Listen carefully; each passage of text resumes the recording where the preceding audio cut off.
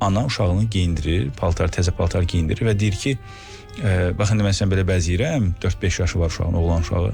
Amma sən böyüyəndə yoldaşını məndən, hətta belə deyək, yəqin ki, orada arvadını deyər. Arvadını məndən çox istəyəcəksən. Uşaq da deyir, yox, ana, səni çox istəyəcəm.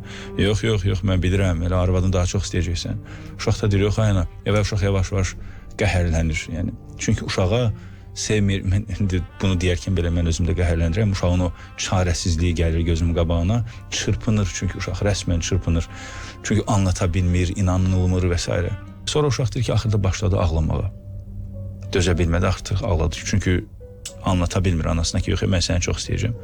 Orada Doğan bəy deyir ki, uşağa 2 zərər verdi. 1, o anda təzə paltarlar giyinirdi, imkan vermədi ki, onun zövqünü alsın, uşaq onun sevincini yaşasın.